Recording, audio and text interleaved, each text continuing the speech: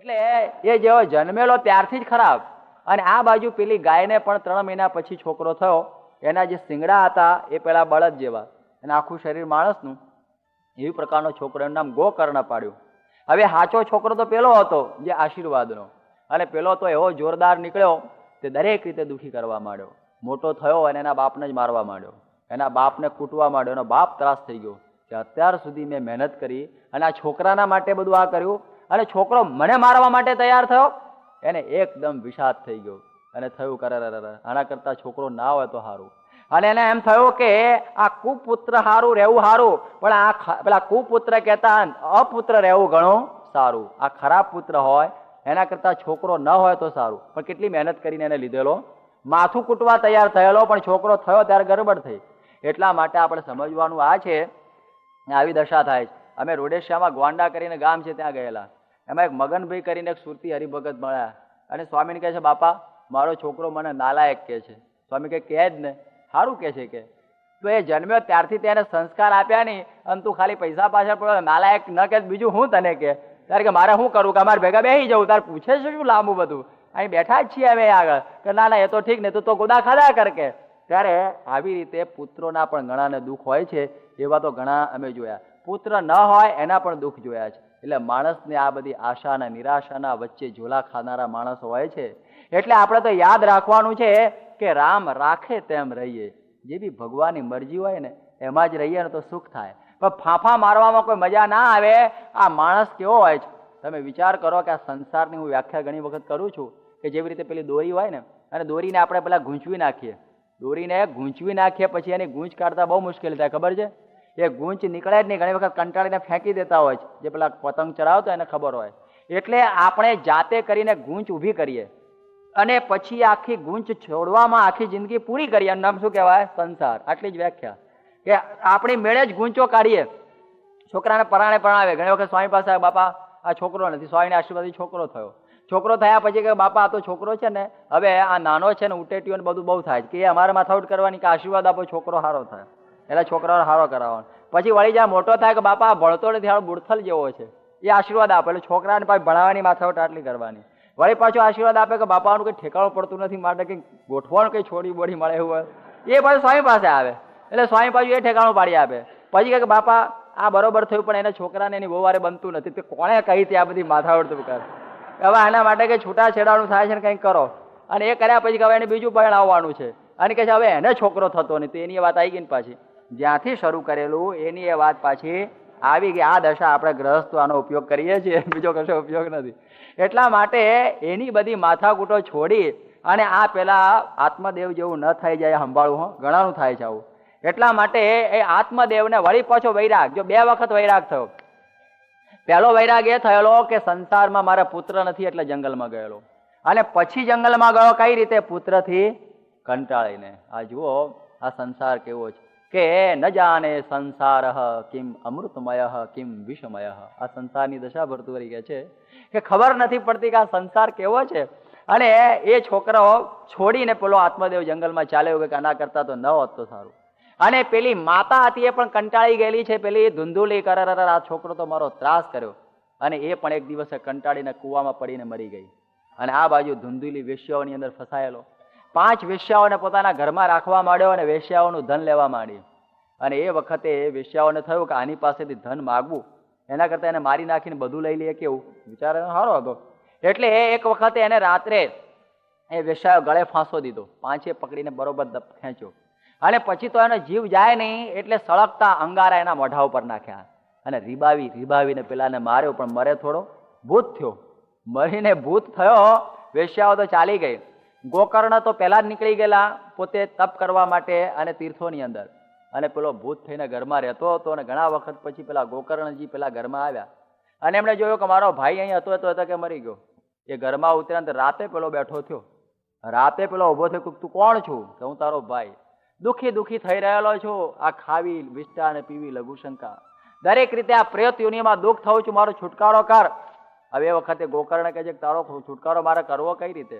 ત્યારે એણે કહ્યું કે એક જ ઉપાય છે કે આ ભાગવતનું શ્રવણ તને કરાવું, કારણ કે ભગવાનના ચરિત્રોની અંદર જે શાંતિ છે એવી ત્રિભુવનની અંદર શાંતિ રહેલી નથી.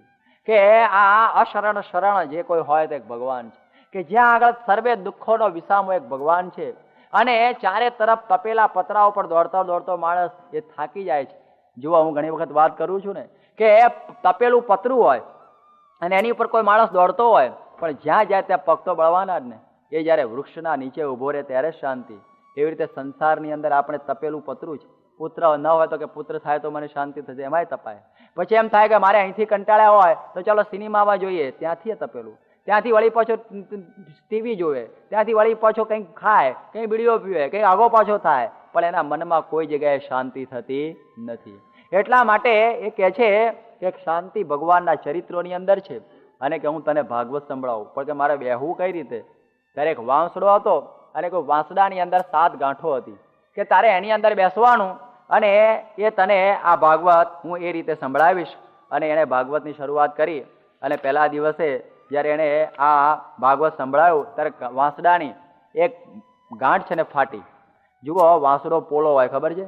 એટલે જ્યાં પોલું હોય ને ત્યાં ભૂત રહે હો. એટલે જો આશ્રમમાં પોલ રાખો ને તો ભૂત પહેરી જશે. માટે આશરો બહુ મજબૂત રાખો, કંઈ પહેે જ નહીં. જ્યાં પોલ હોય ને ત્યાં ભૂત પહેશે જ. એટલા માટે આને જો પોલું હતું એ વાંસડામાં એ ભૂત બેઠો અને એની ગ્રંથિ એની પહેલી તૂટી. એમ કરતા કરતા 6 દિવસ થયા અને 6 ગ્રંથિઓ તૂટી. 7મા દિવસની પણ ગ્રંથિ પેલી હતી એ તૂટી ગઈ. એટલા માટે એ કહે છે કે જયારે પરમાત્માનું જ્ઞાન થાય ત્યારે આ ગાંઠો તૂટે. આ વાંસડાની ગાંઠો નહીં, પણ કઈ ગાંઠો ખબર છે? કે આપણી હૃદય ગ્રંથિ, અહં ગ્રંથિ, મમત્વ ગ્રંથિ, સંશય ગ્રંથિ, કર્મ ગ્રંથિ, આવી બધી આપણી ગ્રંથિઓ આપણામાં લાગેલી છે. આ ગ્રંથિઓ જ્યાં સુધી ન છૂટે ત્યાં સુધી કોઈ દિવસે મોક્ષ થતો નથી. અહંતા અને મમતાની ગાંઠો પણ ફૂટવી જોઈએ, સંશયો પણ તૂટવા જોઈએ, ને કર્મ ગ્રંથિ ને બધી આ છેલ્લામાં છેલ્લી કઈ છે? હૃદય ગ્રંથિ. હૃદય ગ્રંથિ એટલે આ હૃદયની અંદર રહેલી વાસના, સ્ત્રીની અંદર પુરુષની વાસના અને પુરુષની અંદર રહેલી સ્ત્રીની વાસના. આ વાસના, આ ગ્રંથિ ન તૂટે ત્યાં સુધી મોક્ષ ન થાય. પણ ક્યારે તૂટે? તો ઉપનિષદ કહે છે કે ભિદ્યતે હૃદય ગ્રંથિ છિદ્યંતે સર્વ સંશયા ક્ષીયંતે ચાસ્ય કર્માણી તસ્મિન દૃષ્ટે પરાવરે. કે જ્યારે આપણને પરમાત્માનો સાક્ષાત્કાર થાય, એનું જ્ઞાન થઈ જાય, ત્યારે જ બધી ગ્રંથિઓ તૂટે છે. બાકી એ સિવાય વિપ્રમોક્ષ, મોક્ષ થઈ શકતો નથી. અને જ્યારે ગોકર્ણ જેવા એને ગુરુ મળ્યા અને જ્યારે એની કથા સાંભળીને પરમાત્માના રસગાનથી એનું હૃદય પ્રફુલ્લિત થઈ ગયું, ત્યારે એ સમયમાં એની ગ્રંથિઓ બધી તૂટી જાય છે અને એનો મોક્ષ થાય છે. ત્યારે એ વખતે જે કથામાં બેઠેલા લોકો કહે છે કે જ્યારે ગોકર્ણ ધુંધુકારીને લેવા માટે વિમાન આવ્યું ત્યારે બીજા બધા તો બાઘાની જેમ બેહી રહ્યા, વિમાન એકલા લઈને ઉડી ગયું. ત્યારે પૂછે છે અમે બધાએ કથા સાંભળી હતી ને અમારું ઠેકાણું ના પડ્યું ને એનું કેમ પડ્યું? ત્યારે એને કહ્યું ગોકર્ણે કે એ કથા સાંભળતો હતો પોતે તત્પરતાથી, તન્મયતાથી સાંભળતો હતો કે હું આ કંટાળી ગયો છું સંસાર સાગરથી અને આ પ્રેતની યોનિમાં દુઃખી થયું છું અને મારે મુક્તિ જોઈએ છે. એ મુક્તિના માટે કથા સાંભળતો હતો. અને તમે તો બધા ઠીક છે, આવીને બેઠા છો કોકની શરમે આડાવડા આમ, એવી રીતે કથા સાંભળે અને કોઈ દાડો વિમાન લેવા આવે નહીં. એને આ કથાનો રસ કોઈ દિવસે હૃદયમાં સ્પર્શ પણ કરી શકે નહીં. એટલા માટે આ કથા તો કેવી હોવી જોઈએ કે જગતના લોચા બહાર મૂકીને જ્યારે કથા સાંભળે ત્યારે એ કથાએ કરીને મોક્ષ થાય છે. બાકી તો સાંભળ કરે પણ એનો કોઈ મોક્ષ આ બની શકતો નથી. એટલે આપણને અહીં સમજાવવામાં આવેલું છે કે આવી પ્રકારે આ કથા સાંભળવાથી એ ધુંધુકારીનો પણ આ મોક્ષ બની ગયેલો છે, એનું પણ કલ્યાણ થઈ ગયેલું છે. એટલે તો આ તો કહે છે કે આ કથા સાંભળે પણ કેવું થાય. એક વખત સ્વામી બાપા વાત કરતા કે એક ભગત કથા સાંભળતા ને આવું, આ મારું લાલ કપડું છે ને, આવું લાલ કપડું આમ રાખેલું અને એ કથા ચાલ્યા રાખે. તો એક બાઈ કથા સાંભળે હંમેશા અને રડ્યા કરે, બહુ ખૂબ રડે. ત્યારે પેલાને લાગ્યું કે મારી કથામાં આટલું રડનારું મેં કોઈ જોયું નથી. હાથ દાડા સુધી આવે ત્યારથી આમ જોવાને આંસુ આવી જાય. પેલા કે આને કેમ આટલો બધો રસ પડતો હશે? છેલ્લા દિવસે પૂછ્યું કે મારી તમને મારી કથામાં બહુ રસ પડતો લાગે છે અને તમને આ બધો કરુણ રસ તમારા હૃદય ઉપર અસર કરતો જાય છે કે તમે આટલું બધું રડો છો. કે બાપજી તું જે કથા કરે છે ને ભાઈ, મને એમાં કંઈ સમજણ પડતી નથી. પણ કે હું કે જે તું કથા કરે છે એમાં ભાગવત જે લાલ લુગડા ઉપર મૂકે છે ને, તે મારી ગગુડી છે ને 5 વર્ષ પહેલા મરી ગઈ ને એવી હાડી, એવી પેલી ઓઢણી પહેરતી, આ લુગડું જોવું એટલે મને હાંભર થાય છે એટલે રડું છું. કે પેલો કે મોત થયું ને આને, આ નકામું ગળું ખેંચ કર્યું એના હામું જોઈ ઘણા હામું જોઈને પેલા માથું બધું જલાવ્યો પણ કશું એને ખબર ના પડતી હોય. ત્યારે એવી પ્રકારની કથાથી મોક્ષ ન થાય. અને ઠેકાણું પણ પડે નહીં. એટલા માટે આ કથા તો કેવી કે જનક રાજા સાંભળતા, કે જ્યારે જનક કથા સાંભળવા જતા તે બિચારા મોડા આવે. આ કથા તો લાંબી ચાલતી હોય, વળી પાછું આગુ પાછું થતું હોય, ત્યારે પેલા અમારા જેવા બધા સાધુઓ વહેલા આવીને બેસી જતા. અને જનક આવ્યા પછી અષ્ટાવક્ર કથા શરૂ કરે ત્યારે એ વખતે પેલા પૂછે છે બધા ઋષિઓ કે જનક તો હવે વ્યવહારમાં પડેલો હોય, તમે ઋષિ અમે આવી એટલે શરૂ કરી દેવે, મોડો વહેલો અમારે સામો જોવું નહીં. પેલો કે ભાઈ હવે સમજે છે કંઈક, હવે આવવા દો ને એને કથામાં. ત્યારે પેલા લોકો બહુ લાગે કે ઋષિ કંઈ લાંચિયા લાગે છે, કે રાજા જેવા માણસની મોહબ્બતમાં બંધાઈ ગયા છે એટલે આવે પછી કથા શરૂ કરે છે. ઋષિઓ કોઈ ચાલો આપણે એક દિવસ બતાવીશું કંઈ. પછી તો એક વખત કથા બરોબર જામેલી અને એમ જોયું કે આગ લાગી. મિથિલા નગરીની અંદર આખી આગ ભડકે સળગે હો. અને એ વખતે આગ જોઈ ત્યારે બધા ઋષિઓ ઊભા થયા અને દોડવા માંડ્યા. પેલા અષ્ટાવક્ર સાંભળો કે આવા કથા હોય. પેલો કે મારું ઝૂંપડું બળે છે કે મેં કોપીને બહાર હળગાય, પેલો કે મારું તુંબડું રંગીને મેં મૂકેલું, પેલો કે મારું પથ્થર બહાર રહી ગયેલું. આખી સભા દોડી ગઈ. એકલો પેલો જનક બેહી રહેલો. ત્યારે એ વખતમાં અષ્ટાવક્ર ઋષિ કે જાઓ ને ભાઈ, પેલા લોકો તો તુંબડું પથ્થર ને ઝૂંપડી બળે છે, પણ તારી તો આખી મિથિલા નગરી બળે છે ને. ત્યારે પેલો શાંતિથી બેઠેલો ને કહે છે, મિથિલાયામ પ્રદીપ્તાયામ નમે દહ્યતિ કિંચન. હે પ્રભુ, આખી મિથિલા નગરી બળે છે, એમાં જનકનું કશું બળતું નથી. હું તો એ મિથિલા નગરીને બાળીને જ કથામાં આવું છું, એટલા માટે મારે હવે આમાંથી ઊભા થવાની કોઈ જરૂર નથી. અને જ્યારે પેલી આગ સાચી નહોતી, માયાવી આગ હતી, ઋષિએ ખાલી એમને બતાવવા પૂરતી કરેલી. અને જ્યારે એ ઋષિ પોતે આ પેલા તો પછી ભોંઠા પડ્યા ને, ખાસ કંઈ હતું તો નહીં. અને પછી આવીને બેઠા ત્યારે જોયું પડે જનક તો એમને એમ બેઠેલો. ત્યારે કોઈ ખબર પડી હવે કેમ એ આવ્યા, પછી કથા શરૂ થાય કે બરોબર છે આવે ત્યારે જ કરજો. હવે આ પ્રમાણે અમને ખબર નહીં. આવી તત્પરતાથી જ્યારે આ સાંભળવામાં આવે અને એમ લાગે કે હું ભવસાગરની અંદર ડૂબકા મારું છું ને મારે મોક્ષ જોઈએ છે, ત્યારે આપણને આ મોક્ષ પ્રાપ્ત થાય છે. બાકી એ સિવાય આ કથાથી મોક્ષ થતો નથી. આપણે કંઈક 7 દિવસ ભાગવત સાંભળીએ એટલે આપણને વહેમાન લેવા આવશે, ચોક્કસ આવે, જરૂર આવે, એમાં કોઈ શંકા નહીં. પણ આપણી મુમુક્ષુતા અને તત્પરતા કેવી છે જોવાનું છે. અને મુમુક્ષુતા અને તત્પરતાની જે વાતો છે એ પરીક્ષિત અને આગળ ધ્રુવના આખ્યાનમાં આપણે સાંજે જોઈશું. સહજાનંદ સ્વામી મહારાજ. વંદે શ્રી પુરુષોત્તમં ચ પરમં ધામાક્ષરં જ્ઞાનદમ વંદે પ્રાગજીભક્તમેવ મનઘં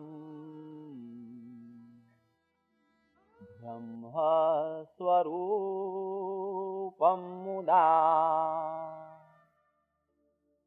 વંદે યજ્ઞપુરુષદાસચરણં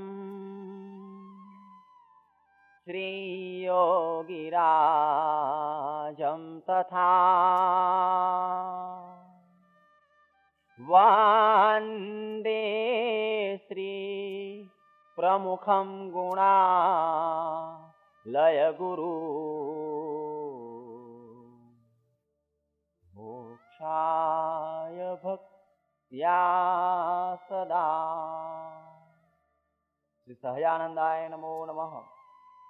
શ્રી અક્ષર પુરુષોત્તમાય નમો નમઃ. શ્રી રાધાકૃષ્ણાય નમો નમઃ. શ્રી ભગતજી મહારાજાય નમો નમઃ. શ્રી શાસ્ત્રીજી મહારાજાય નમો નમઃ. શ્રી યોગીજી મહારાજાય નમો નમઃ. શ્રી પ્રમુખ સ્વામી મહારાજાય નમો નમઃ. ભાગવતના પ્રારંભની અંદર જે પ્રશ્નોત્તરી થઈ અને એના ફલ સ્વરૂપે આપણે જાણ્યું કે પ્રીતો ગુરુ પ્રયચ્છતિ વૈકુંઠમ યોગી દુર્લભમ. અને ત્યાર પછી એક બીજો એક શૌનક ઋષિનો પ્રશ્ન આવે છે. એ પણ બહુ ઊંડાણવાળો પ્રશ્ન છે. અને એની અંદર એ બધા પૂછી રહ્યા છે કે બ્રૂહી યોગેશ્વરે કૃષ્ણે બ્રહ્મણ્યે ધર્મ વર્મણી સ્વામ કાષ્ટા મધુના પેતે ધર્મ કમ શરણમ ગતઃ. આ એક અતિ મહત્વનો પ્રશ્ન આવ્યો કે જ્યારે ધર્મના બખ્તર સ્વરૂપ એવા જે શ્રી કૃષ્ણ ભગવાન જ્યારે પોતે પૃથ્વી પર વિરાજમાન હતા ત્યારે તો એ ધર્મ એમને આશરે હતો. પરંતુ જ્યારે એ શ્રી કૃષ્ણ ભગવાન પૃથ્વી ઉપરથી અંતર્ધાન થયા ત્યારે ધર્મ કોને શરણે ગયો? આ એક મહાન પ્રશ્ન. ગીતાની અંદર શ્રી કૃષ્ણ ભગવાનને કહ્યું છે કે શાશ્વત ધર્મ ગુપ્તા, કે શાશ્વત ધર્મના રક્ષક એ ભગવાન શ્રી કૃષ્ણચંદ્ર. આપણે જાણીએ છીએ કે ફૂલની અંદર સુગંધ રહે છે, સુગંધ અધ્ધર પદ્ધર રહેતી નથી. એટલે કે સુગંધ એ ફૂલમાં રહે છે અને એ સુગંધનું એકલું અસ્તિત્વ હોતું નથી. એવી રીતે ધર્મ એ ગુણ છે, એ ગુણની અંદર રહે. ધર્મ એ કોઈ અધ્ધર હાથમાં પકડવાની વસ્તુ નથી. એ ધર્મ એ ભાવવાચક નામ છે અને ધર્મ એ ગુણીની અંદર રહે. જેમ રૂપ છે, એ રૂપ વ્યક્તિની અંદર રહેતું હોય છે, રૂપ અધ્ધર પદ્ધર રહેતું નથી. કોઈ વ્યક્તિના આધારની અંદર એ રૂપનું દર્શન આપણને થતું હોય છે, અદૃશ્ય રૂપ હોતું નથી. એવી રીતે એ ધર્મ છે એ પણ આપણને આમ દેખાય એવી વસ્તુ નથી, પણ ધર્મીની અંદર ધર્મ રહે છે. એટલા માટે તો કહીએ છીએ કે ધર્મ એ પ્રવચનનો વિષય નથી, ધર્મ એ ચર્ચાનો વિષય નથી, ધર્મની કંઈ એ ચર્ચા પરિષદો નથી. ધર્મ એ જીવનમાં જીવવાની વસ્તુ છે, એનું નામ કહેવાય ધર્મ. એટલા માટે તો Hinduism is a way of life, એ પ્રમાણે આપણે ધર્મની વ્યાખ્યા કરીએ છીએ, હિન્દુ ધર્મની. એટલે આ ધર્મ ભગવાનને આશરે રહે છે. અને જ્યારે ભગવાન ન હોય તો પછી જ્યારે ફૂલ ન હોય તો સુગંધ ક્યાં રહે? એવો પ્રશ્ન થાય. એટલે કે છે કે ધર્મ કમ શરણમ ગતઃ, ધર્મ કોને શરણે ગયો? ત્યારે આપણે જાણીએ છીએ કે ભગવાન શ્રી કૃષ્ણચંદ્રે વ્યવસ્થા કરેલી કે આ પૃથ્વી ઉપર આ દેહે તો હું રહેવાનો બહુ નથી, પરંતુ મારા પછી પણ ધર્મનું પ્રવર્તન હંમેશા થવું જોઈએ. એટલે તૃતીય સ્કંદના 4th અધ્યાયના 31મા શ્લોકની અંદર કહેલું છે કે હે ઉદ્ધવ, હું થકી તું અણુ માત્ર પણ ન્યૂન નથી. એટલે એમણે ધર્મ સંપૂર્ણ ઉદ્ધવજીને આપેલો જ્યારે શ્રી કૃષ્ણ ભગવાને દ્વારિકા ડબોળી દેવી હતી. અને એ સમયને માં ઉદ્ધવજીને કહ્યું કે હું તને સમગ્ર આ ધર્મ આપું છું, એ ધર્મ તું ગ્રહણ કરીને ચાલ્યો જજે બદ્રિકાશ્રમની અંદર. અને જ્યારે આ પ્રમાણે મારી દ્વારિકાને હું આ સમુદ્રની અંદર વિલોપન કરી દઈશ અને ત્યાર પછી તું ફરીથી આ ધર્મના પ્રવર્તન માટે નીકળજે. એટલા માટે એ ધર્મ એ તો કાં ભગવાનને આશરે રહે, કાં તો ભગવાનના પરમ એકાંતિક સંતને આશરે રહે, બાકી એ સિવાય ધર્મ રહી શકતો નથી. એટલે આ પૃથ્વી ઉપર ભગવાન કાં ભગવાનના સંત એ હંમેશા વિચરતા હોય છે. એટલા માટે એમ કહીએ કે ધર્મ નોંધારો થઈ જતો નથી, ધર્મ પૃથ્વી ઉપર હંમેશા રહે છે. નહીતર તો એમ જા થાય કે ભગવાન ગયા એટલે ધર્મ પણ ગયો, પછી તો કઈ રહે નહીં. આપણે અનાથ બની જઈએ, આપણે અધાર્મિક બની જઈએ. પરંતુ સંતોની પરંપરાના દ્વારા આ ધર્મ છે એ હંમેશા આ સચવાતો આવેલો છે કે પિતા પુત્રેણ જાયતે. સંસ્કૃતમાં કહેવાય છે ને કે પિતા પુત્રેણ જાયતે. એ કેવું કહેવાય કે પિતા પુત્ર થકી જન્મ પામે છે. આ વિચિત્ર દેખાય, પરંતુ એનો અર્થ એવો થાય છે કે પિતાનો જે આખો વારસો એ પુત્રના દ્વારા ફરીથી એ ચાલુ રહે છે. એટલે પિતાનું કામ પુત્રના દ્વારા ચાલુ રહેવાય છે. એટલા માટે કહે છે કે પિતા પુત્રેણ જાયતે. અને એટલે તો ઈસુ ખ્રિસ્ત કહે છે કે I and my father are one, those who have seen me has seen God. એટલે જેણે સંતના દર્શન કર્યા એટલે સમજવું કે ભગવાનના પણ દર્શન થયા. એટલે એના દ્વારા પણ આ પૃથ્વી ઉપર ધર્મ રહે છે અને એ દ્વારે પણ આ ધર્મની આ પ્રવૃત્તિ હંમેશા ચાલુ રહે છે. એ તો આપણા માટે એક સોલેસ, એક આશ્વાસન એ રહેલું છે. અને આપણે જાણીએ છીએ કે આજના આવા વિષમ કાળની અંદર પણ આપણે આવી એક ધર્મ સભા લઈને બેઠા છીએ. એનું એક કારણ કે આવા પરમ એકાંતિક પ્રમુખ સ્વામી જેવા સંતનો એક વિચરણ, એનું એક આ જોઈએ કે આ વિશ્વ ઉપરનું એમનું એક રહેવું, એની એક સન્નિધિ, એને લઈને અનંત પ્રકારના આ બધા પાપ દૂર થઈ જાય છે. એવા એક ધાર્મિક પુરુષને લઈને કેટલો બધો ફેર થાય છે. જ્યારે પાંડવોનો આગળ વાત આવશે કે સ્વર્ગારોહણની અંદર ગયા અને જ્યારે ભીમ, અર્જુન, નકુળ, સહદેવ, દ્રૌપદીને બધાએ જ્યારે એ હિમાલયની અંદર ગળી ગયા અને જ્યારે છેલ્લે યુધિષ્ઠિરને જ્યારે સ્વર્ગના માટે આમંત્રણ આવ્યું, યુધિષ્ઠિર કહે છે કે ના, મારા ભાઈઓ ક્યાં છે, મારે ત્યાં જવું છે. અને એના ભાઈઓ એ વખતે થોડો સમય નરકમાં હતા, એમ કે છે મહાભારત. અને નરકાગારની અંદર જેવો એમણે પ્રવેશ કર્યો ત્યાં આગળ અનંત યાતનાની અંદર રીબાતા એવા જે માણસો શાંત થઈ ગયા. અને અર્જુન અને નકુળ અને સહદેવને બધા કહે છે કે તમે અહીં ઉભા રહો, તમે અહીં ઉભા રહો, તમારા રહેવાથી અમને શાંતિ થાય છે, અમારી અંદર આ બધી અશાંતિ દૂર થઈ જાય છે, માટે તમે અહીં રહો. તમે વિચાર કરો કે એક ધર્મદેવના ફક્ત એ નરકાગારની અંદર, જમપુરીની અંદર ફક્ત ઉભા રહેવાથી શાંતિ થઈ જાય છે. યમની યાતનાઓ ત્યાં બંધ થઈ જતી હોય છે. એક વિચાર કરો, એ વ્યક્તિ કશું બોલતી નથી, એ વ્યક્તિ કશું કામ કરતી નથી, ફક્ત એની સન્નિધિ, ફક્ત એનું એક ઊભવું, એ ઊભા રહેવાય કરીને પણ કેટલી બધી શાંતિ પ્રવર્તતી હોય છે.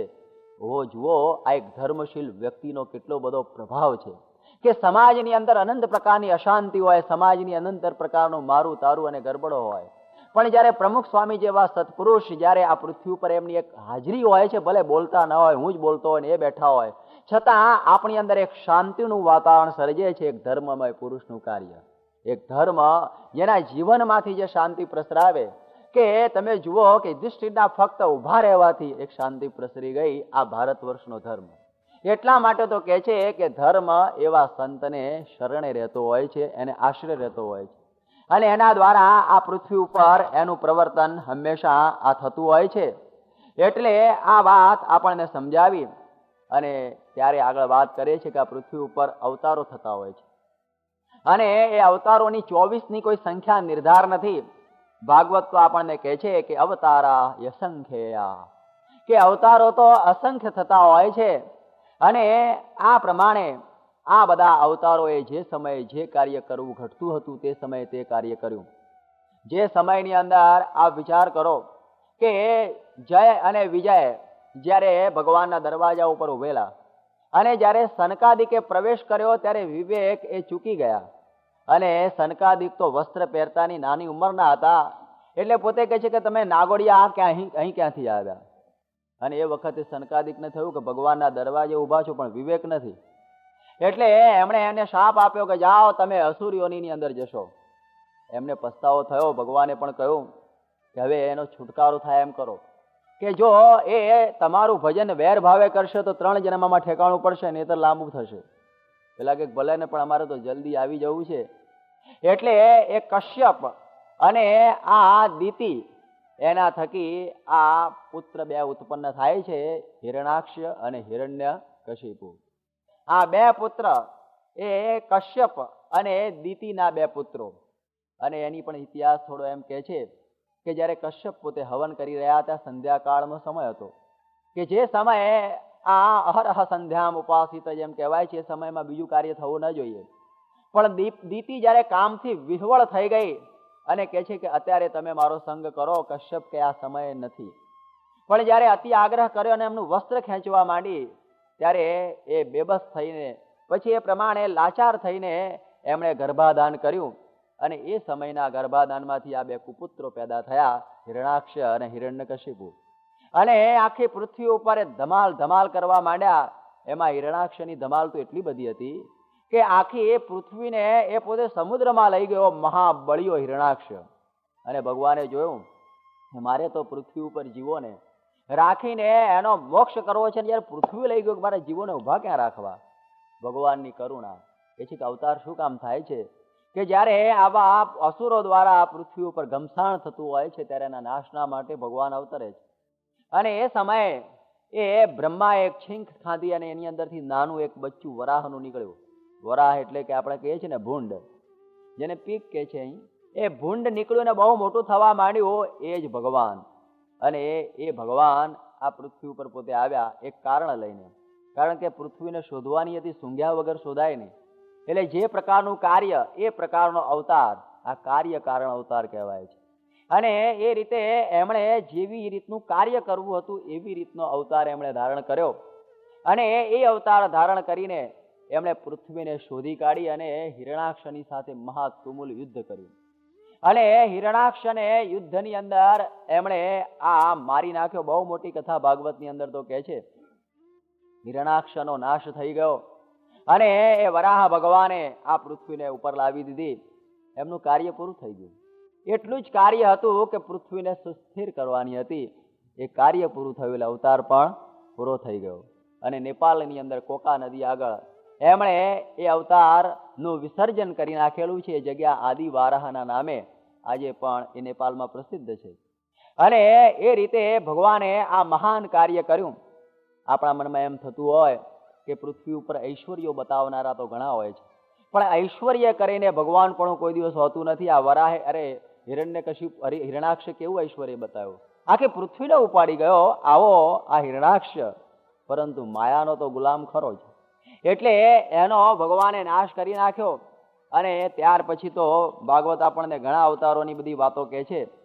અને એ બધા અવતારોએ કેટલા કેટલા બધા કાર્યો કરેલા છે કે આ સનક, સનંદન, સનાતન, સનત કુમાર આ પણ અવતારો હતા. બ્રહ્મચર્યનું સ્થાપન કરવા માટે પૃથ્વી ઉપર એમને જન્મ લીધેલા.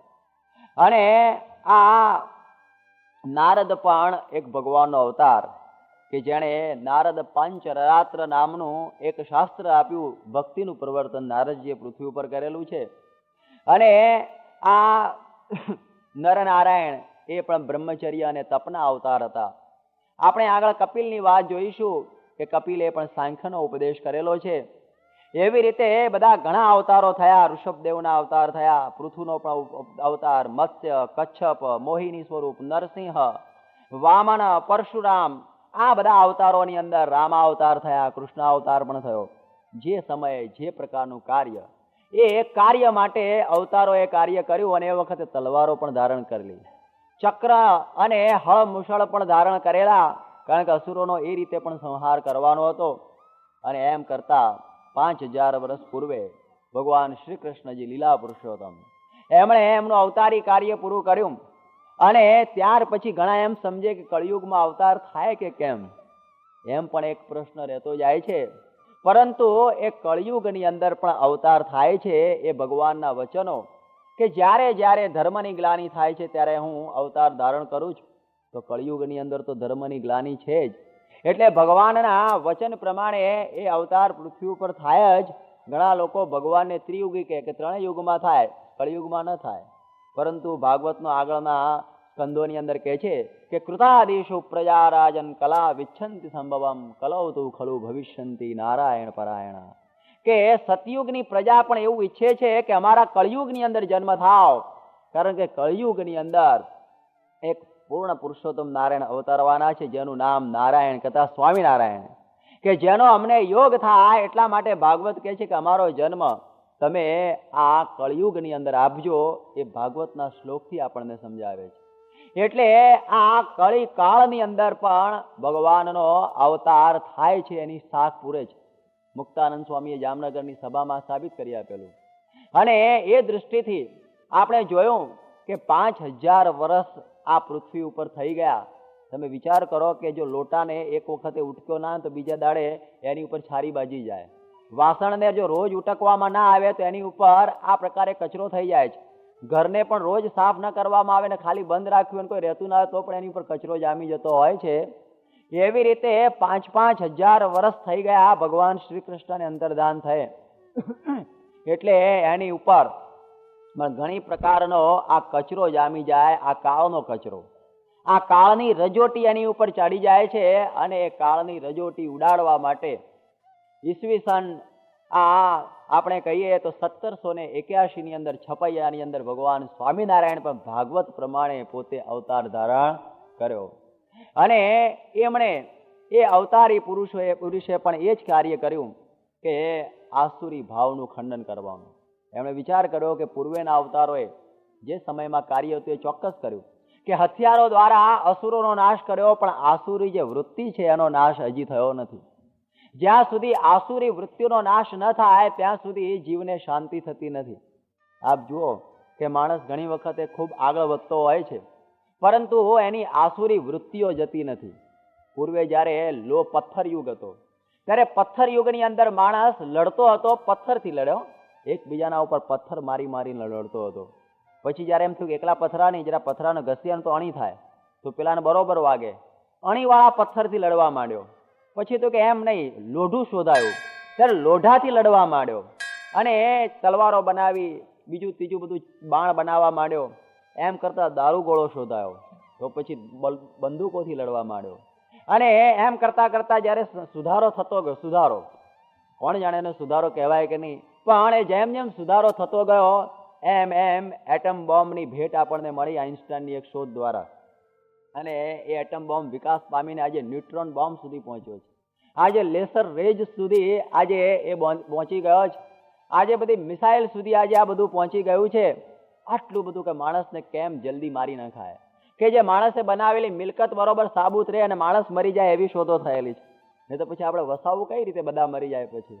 એવી પ્રકારની શોધની અંદર બેઠો ત્યારે તમે વિચાર કરો કે આદિ માનવ જે પથ્થરથી લડતો હતો અને આજે 1980 નો માણસ આજે મિસાઇલ્સ અને ન્યુટ્રોન બોમ્બથી પુશ બટન વોર, કે બટન દાબો ને બધું ઉપડવા માંડે, એટલી સુધીનો આપણને પ્રગતિ લાગતી હોય, પણ તમે ઊંડાણથી જુઓ કે એ આદિ માનવની અંદર જે લડવાનું હતું અને આજના માનવની અંદર લડવાનું હતું એ તો એવું ને એવું રહ્યું.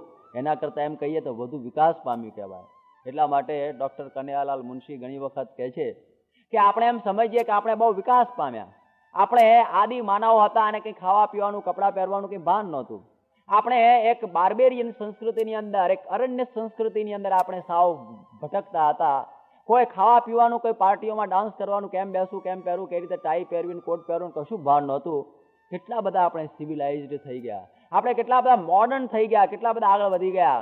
પણ એ પોતે કહે છે કે we are modern but not civilised. આપણે મોડર્ન ચોક્કસ કહેવાઈએ કે કેમ બેસવું, કેમ ઉઠવું એ બધું જાણીએ છીએ, પણ આપણે સંસ્કારી કહેવાઈએ નહીં કે જ્યાં સુધી અંદર કામ, ક્રોધ, લોભ, એકબીજાને મારવાની, એકબીજાને ઈર્ષાની આ ભાવના હોય છે ત્યાં સુધી માણસ અસુર અને અસુર જ છે. એને અસુર કહી શકાય, ભલે કોટ પાટલો ને ટાઈ પહેરીને બેઠો હોય, પરંતુ એને અસુર કહી શકાય કારણ કે એની અંદરના મૂળભૂત દોષો તો એવા ને એવા જ છે. એટલા માટે એમણે જોયું કે માણસને મારી નાખવાથી કોઈ દિવસે શાંતિ થતી નથી, પરંતુ માણસની અંદર રહેલો આસુરી ભાવ મારવાનો છે એના માટે નથી શસ્ત્રની જરૂર, નથી અસ્ત્રની જરૂર. એટલા માટે તો અસ્વસ્થામાનો શાપ ભગવાન સ્વામિનારાયણે સ્વીકાર કરી લીધોલો કે આ સ્વામિનારાયણનો અવતાર થશે એ શસ્ત્ર ધારણ નહીં કરે. ભગવાન સ્વામિનારાયણે વિચાર કરેલો કે મારે નિશસ્ત્ર ક્રાંતિ કરવી છે, અને 200 વર્ષ પહેલા એમણે એક ક્રાંતિના બીજ એ અવતારે રોપ્યા કે એક હાથમાં તમે જુઓ ગુલાબનું પુષ્પ લીધેલું છે, બીજા હાથમાં માળા હોય, કોઈ પણ પ્રકારનું શસ્ત્ર ધારણ નથી કર્યું, અને એ સમયની અંદર 20 લાખ માણસોને પોતાના પગ નીચે નમાવી દીધા. આ સહજાનંદી શક્તિ કેવી હશે!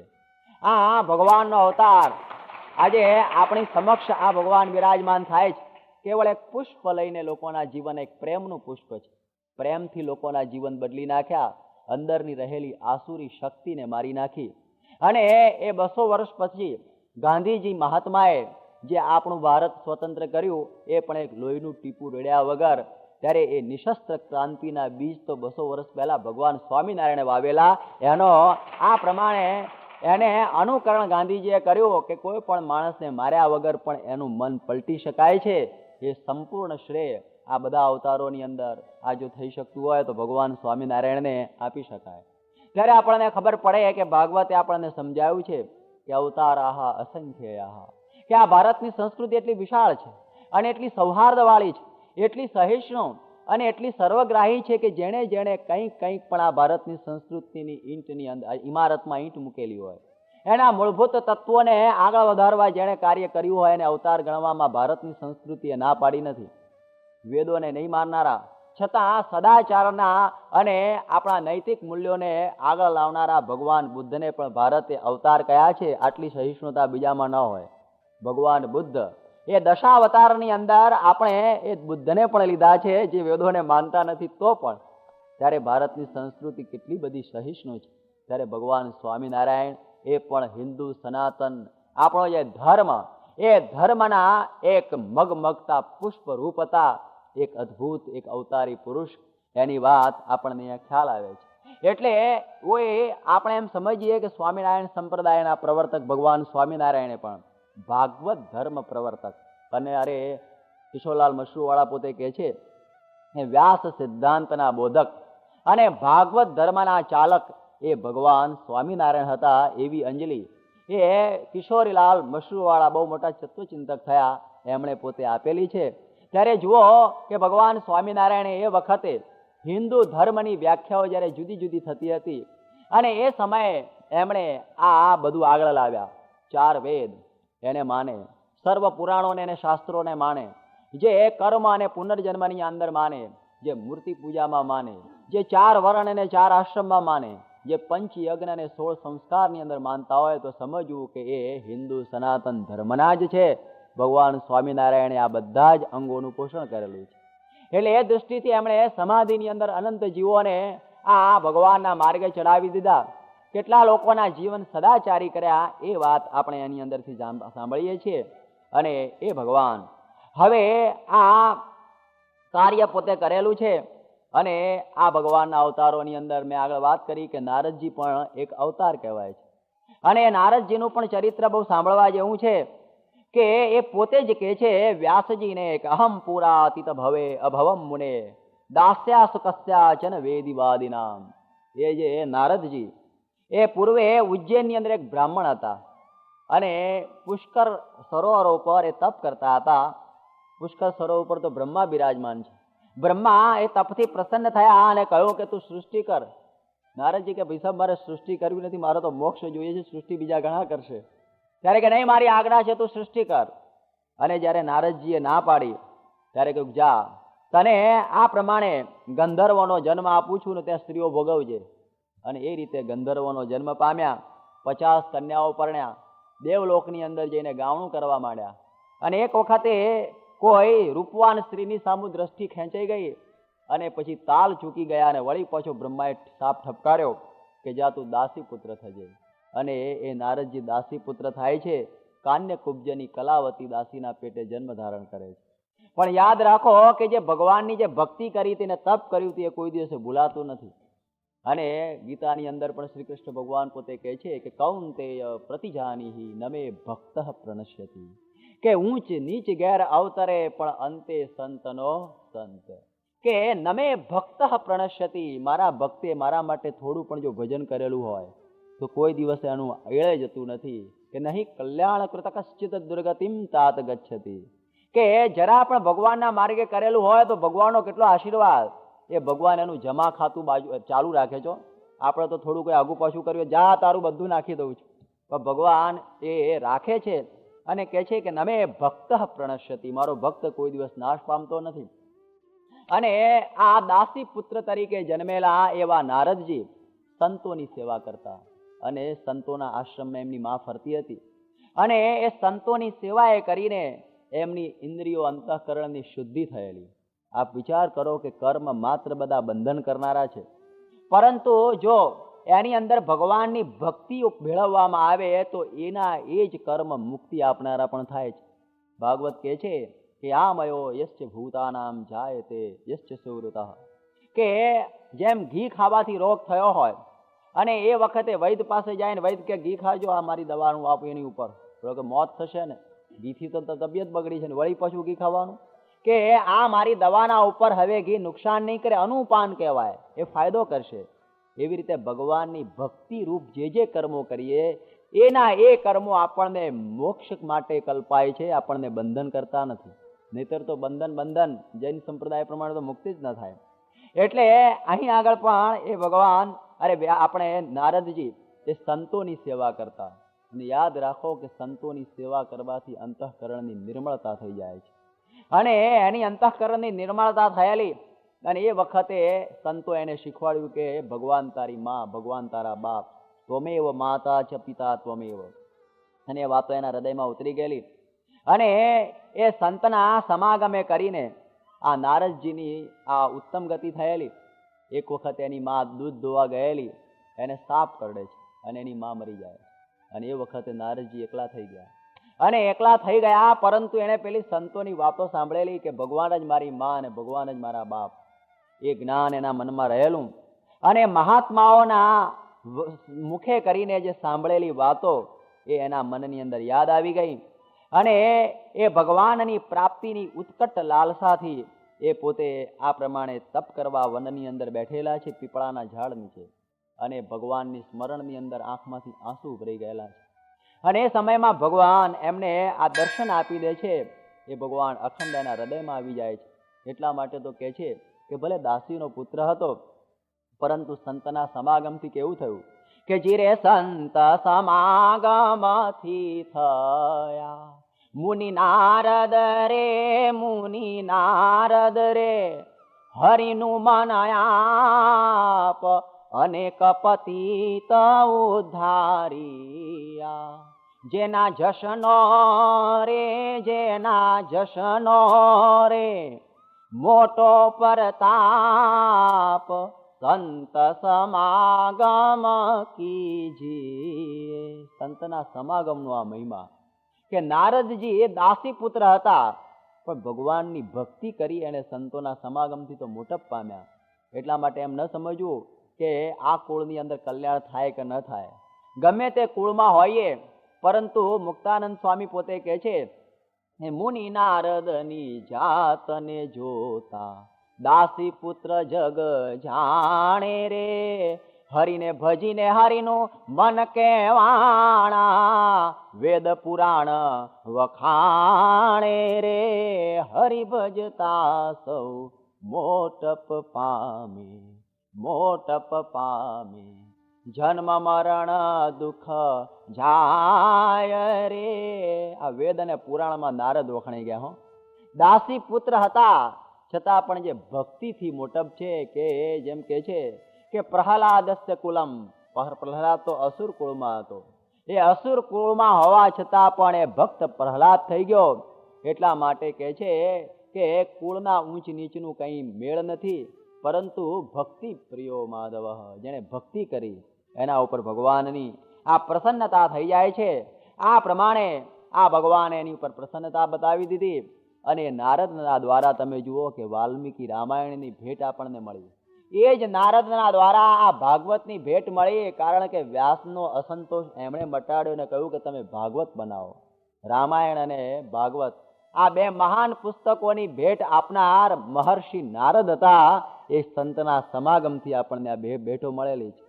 એટલે એ નારદના આખ્યાન દ્વારા આપણને પણ ખ્યાલ આવે છે કે આ લોકની અંદર આપણે આગળ વધવું હોય, ભગવાનને ભજવા હોય, તો એક જ માર્ગ છે ભગવાનના સંતનો સમાગમ.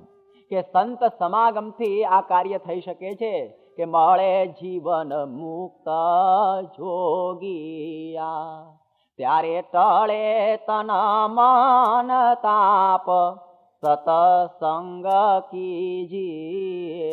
જીવન મુક્ત જોગિયા મળવા જોઈએ ત્યારે આ કાર્ય બની શકે છે. અને એ નારદજીએ તો ઘણું કાર્ય કરેલું છે. અને ત્યાર પછી જે એક થોડી કથા આપણે આગળ લઈ લઈએ કે જ્યારે મહાભારતનું ભીષણ યુદ્ધ થયેલું છે અને એ મહાભીષણ યુદ્ધની અંદર બંને પક્ષે ભયંકર ખુવારી થયેલી છે અને એ ધર્મ યુદ્ધની અંદર કૌરવોનો પરાજય થયેલો છે. અને કૌરવોનો પરાજય થયો અને પાંડવો જીતેલા છે. પાંડવો જીત્યા ખરા, પરંતુ એમને આ રાજ્યનો મોહ રહેલો નહીં. અને એ સમયની અંદર પેલા અશ્વસ્થામાં જે દ્રોણાચાર્યનો પુત્ર જે અમર કહેવાય છે એ બચી ગયેલો. અને એના મનમાં એમ હતું કે પાંડવ કુળનું નિકંદન મારે કાઢવું છે. અને એ સમયે અભિમન્યુ તો ચાલ્યો ગયેલો, પણ એની પત્ની જે ઉત્તરા, એ ઉત્તરાને ગર્ભ રહેલો જેનું નામ હતું પરીક્ષિત. અને ઉપપ્લવ્ય નામના ઋષિએ ઉત્તરાને કહેલું કે જ્યારે કૌરવ વંશ સંપૂર્ણપણે પરિક્ષીણ થશે અને એ વખતે તને પુત્ર થશે, એનું નામ પડશે પરીક્ષિત. અને એ સમયની અંદર પેલા અશ્વસ્થામાને થયું કે પેલા આ ગર્ભને પણ મારે મારી નાખવો. પાંડવો તો ચાલ્યા ગયેલા છે સ્વર્ગારોહણની અંદર. એમના 5 પુત્રોને પણ મેં પતાવી દીધેલા છે અંધારામાં. અને હવે આ ગર્ભને પણ રહેવા દેવો નથી અને આ પૃથ્વી ઉપરથી પાંડવોનો નાશ કરી નાખવો છે. અને એ સમયની અંદર એણે બ્રહ્માસ્ત્ર છોડેલું છે. યાદ રાખો કે ખરી રીતે આ બ્રહ્માસ્ત્ર કાયદેસર છોડી શકાય નહીં, પણ એને વિવેક નહોતો. અને ભગવાન એ જાણતા હતા કે આ પ્રમાણે એણે આ બ્રહ્માસ્ત્ર છોડેલું છે. અને ભગવાન ગદાવૃત ગદા લઈને એ ઉત્તરાના ગર્ભની આજુબાજુ ફરતા હતા. એટલા માટે કહે છે કે જે ભગવાનનું અખંડ ભાવે ચિંતન કરે છે એની ભગવાન પોતે રક્ષા કરે છે. એના માટે આપણે કંઈ ફાંફા મારવાની જરૂર નથી. એટલે જે કહે છે કે અનન્યશ્ચિંતયંતો મામ એ જનાઃ પર્યુપાસતે તેષામ નિત્યાભિયુક્તાનામ યોગક્ષેમમ વહામ્યહમ. કે જે મને સારી રીતે ભજે છે ને યોગ અને ક્ષેમ બંનેનું વહન કરું છું. એ પરીક્ષિતની રક્ષા થઈ ગયેલી. આટલા બધા દુઃખો એ પાંડવોને પડેલા છે, પણ પાંડવો દુઃખોથી કોઈ દિવસે કંટાળેલા નથી. ભાગવતની એક સુંદર વાત અહીંયા આગળ આવે છે. અને એ સમયની અંદર કુંતાજીને જયારે બહુ દુઃખો પડેલા ત્યારે કુંતાજી પણ જયારે પોતે કહે છે કે ભગવાન અમને દુઃખો આપજો. જયારે સુખો આવેલા અને શ્રી કૃષ્ણ ભગવાનને જયારે મથુરા જવું હતું ત્યારે કુંતાજીની એપોઇન્ટમેન્ટ લેવામાં બહુ ટાઈમ ગયો, કારણ કે બહુ બિઝી થઈ ગયેલા. અને એમને એમ થયું કે આ શ્રી કૃષ્ણ ભગવાનને મળી શકાયું નહીં ને ચાલ્યા ગયા તો સુખને કરવું શું. એટલા માટે કહે છે કે વિપદઃ સંતુ નઃ શશ્વત તત્ર જગદગુરો, કે હે શ્રી કૃષ્ણ ભગવાન અમને દુઃખો આપજો. બસ દુઃખો સિવાય બીજું કશું જોઈતું નથી, કારણ કે દુઃખોની અંદર તમારું સ્મરણ અમને વધાર થાય છે. કે કુંતાજી દુઃખ માગ કે લીનો यही ભક્તિ કી રીતિ વે, વિષય સુખ સુપને में ન લહે, જાકો પ્રભુ પદ પ્રીતિ વે. કે જેને ભગવાનમાં પ્રીતિ હોય છે, વિષયના સુખોને ઈચ્છતા નથી, કે હે પ્રભુ દુઃખો આવજો. અને એ દુઃખોને દુઃખ ન માને એ ભારતની આ માતા કુંતાજી, કે અમને દુઃખ લાગતું જ નથી. અમે એક વખતે ગયેલા ખાનદેશની અંદર, અને એની અંદર એક હેડમાસ્ટરે મને પ્રશ્ન પૂછ્યો કે ભક્તિની અંદર કઈ માલ નથી.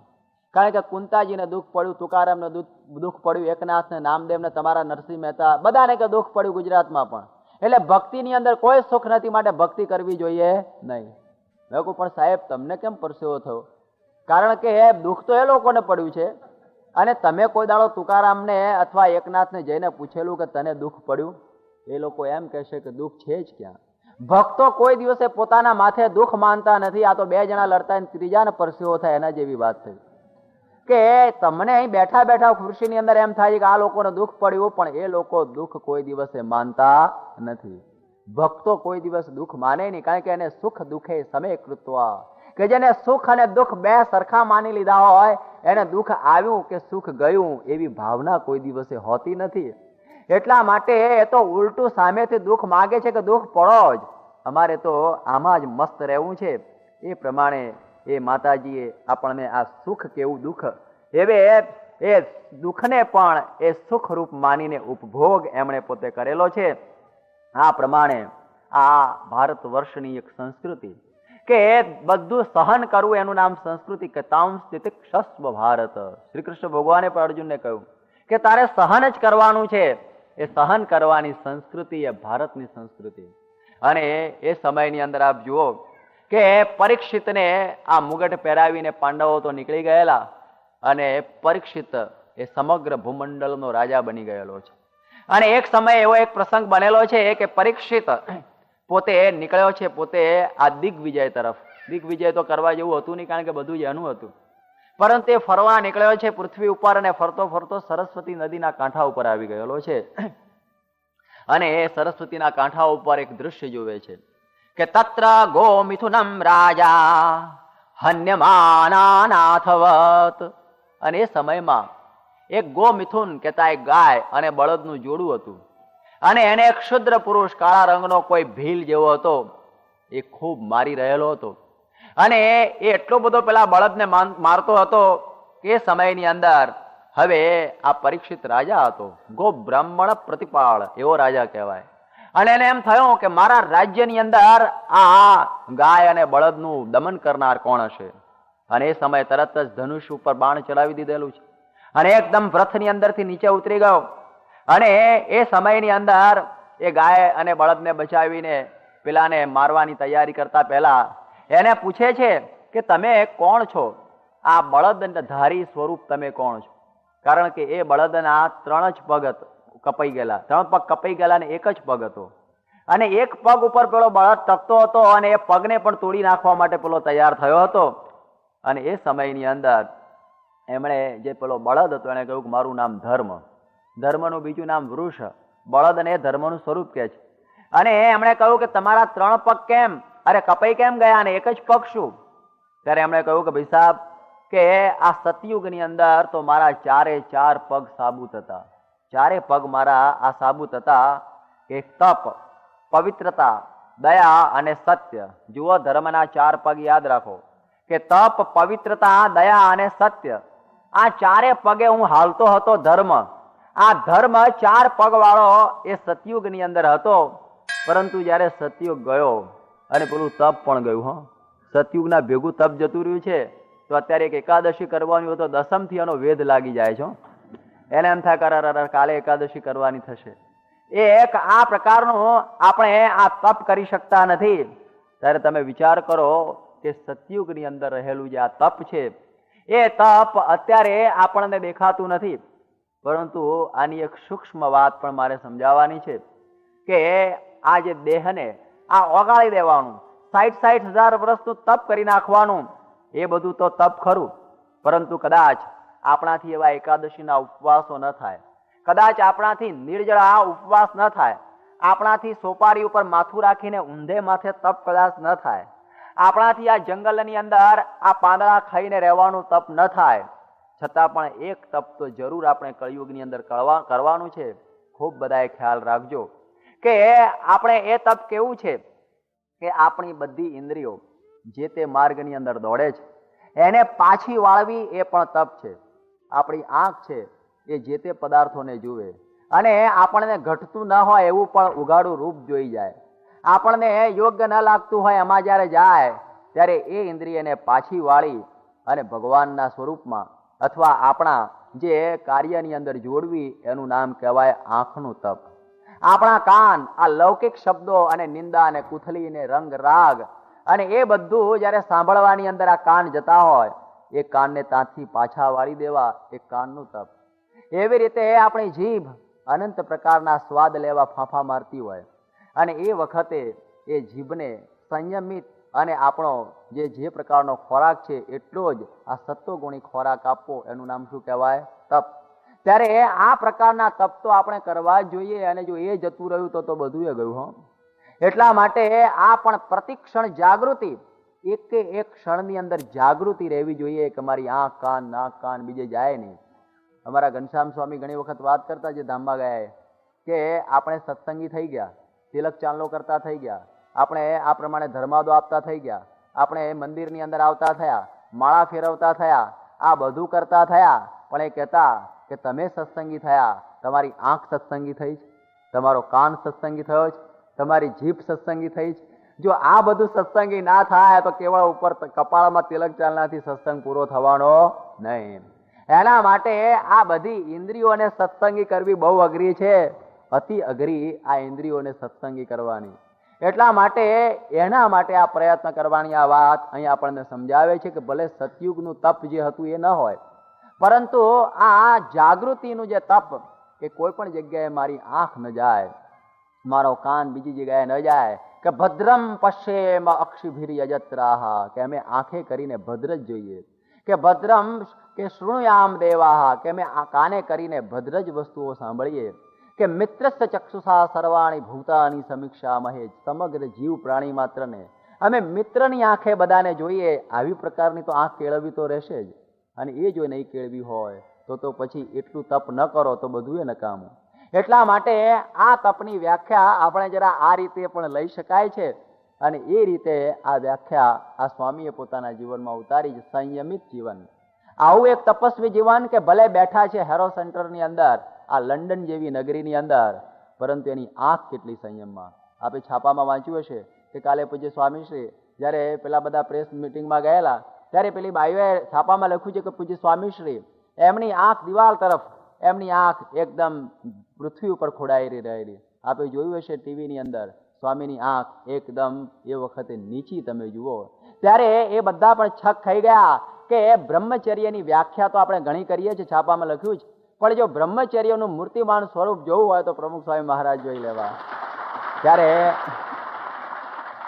આપણને એક ખ્યાલ આવે કે આજના લોકો પણ એ વખાણતા હોય છે. એમને પણ એમ થતું હોય છે કે આવી પ્રકારનું જે તપસ્વી જીવન, આ તપસ્વી જીવન બહુ અઘરું છે. પેલું તો બહુ સહેલું છે, એક દાડો ઉપવાસ કરી લીધો, ઇન્દ્રિયો ભલે નાટા મારતી હોય ગમે ત્યાં, કે આજે બપોરે ઊંઘવાનું નથી, ટીવી જોઈ લો, કે આખો ટાઈમ પસાર કરો, પાના રમવાનું શરૂ કરી દો, સમય પસાર કરવો છે ને, એ તપ નથી. એ તો કેવળ ઢોર લાંઘણ જેવું છે.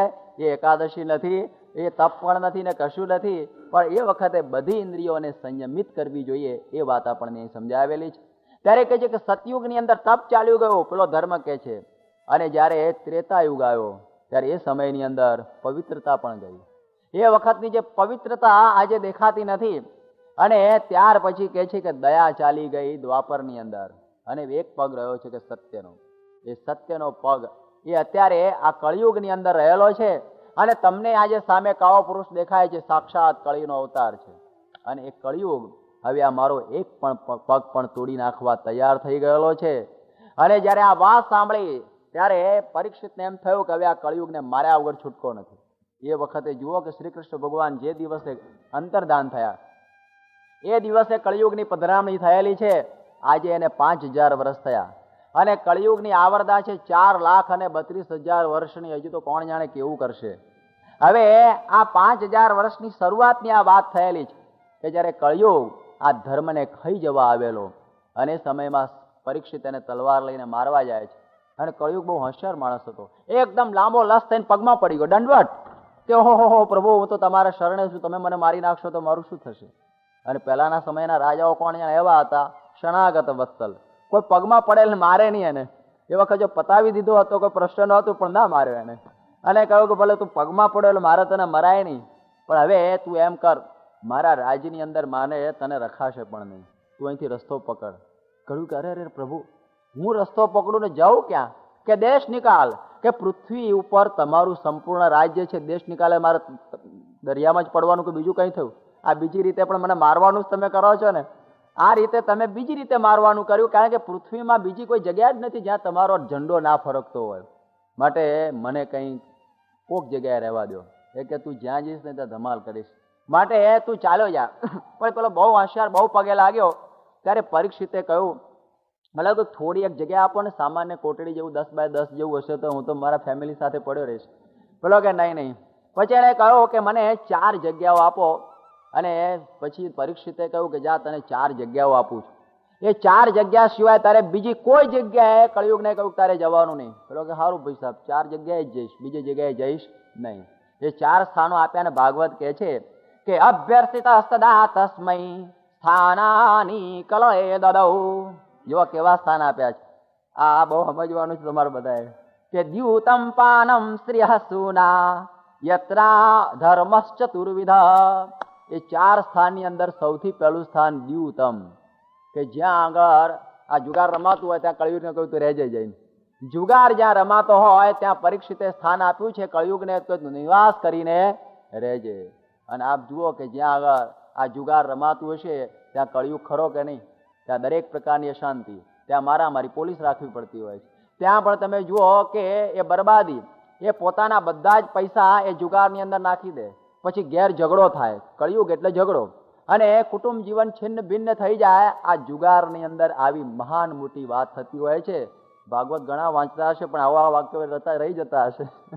કે આ ભાગવત આપણને કહે છે કે જુગારની અંદર કળિયુગનો નિવાસ છે, માટે કોઈ દિવસે જુગાર રમવો જોઈએ નહીં.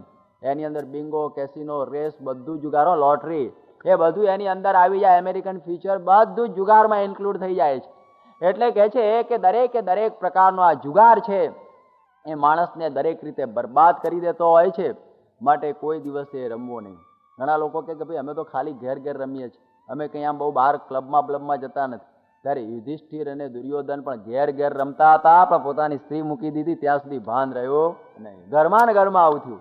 એટલા માટે એ તો ઘરમાં નહીં ને બહારે નહીં, કોઈ પણ જગ્યાએ આ થવું જોઈએ નહીં. પણ આજે એવી ભયંકર બધી બધાને છે કે લાખો પતિ એક રાતોરાત વગર પરસેવો પાડે કેવી રીતે થઈ ગયો. આ એક જ ભાવના દરેકને છો, મહેનત કરવી નથી ને હરામનું મારે ઊભું કરી દેવું છે. એટલા માટે નળ રાજાએ પણ જુગાર રમ્યો તો દમયંતીને લઈને ભાગવું પડ્યું. એવી પ્રકારની બરબાદી થાય છે. અને હું જેની સાથે એક વખતે રહેતો હતો કલકત્તાની અંદર બહુ વર્ષો પહેલા, અને બહુ મોટી પાર્ટી, અને અમે બધા સાથે જ ઘરમાં રહેતા, અને એમને પણ જુગારનો શોખ, અને બધી ઓફિસ બહુ સારી રીતે ચાલતી, લાખો કરોડો રૂપિયાનો બિઝનેસ હતો. અને આટલું બધું હોવા છતાં જુગારનો ચસ્કો બહુ, કંઈ ખોટું છે, આટલું બધું મળે છે તો શું કામ જુગાર? કે બસ આમ સમય પસાર થાય ને એક જાતનો શોખ. અને જુગાર એક દિવસ એવો લાગ્યો કે એક જ દિવસે 36 લાખ રૂપિયાનું વલણ ચૂકવવાનું થયું. 36 લાખ રૂપિયા ભરવાના થયા, અને આખું ખલાસ થઈ ગયું. એના છોકરા અત્યારે પટાવાળાની નોકરી કરે છે વેરાવળની અંદર. તમે વિચાર કરો કે પોતાની સંતતિના હાથમાં એક દંડો પકડાયો, બીજું કશું રવા દીધો નહીં. ત્યારે કેટલી બધી બરબાદી આ જુગારમાંથી થાય છે. આણંદની બાજુની અંદર એક ભાઈ હતા ને જુગારની અંદર ઘર ખોયું, જમીનો ખોઈ, સારામાં સારી હજારો વીઘા એવી જમીન ચરોતરની અંદર, અને બધું વેચી મારીને એને છેવટે પોતાની બૈરીને પણ 700 રૂપિયામાં વેચી મારી. એ જુગારનું પરિણામ. ત્યારે આપણને ખ્યાલ આવે છે કે કેટલી મહાભયંકર આદત.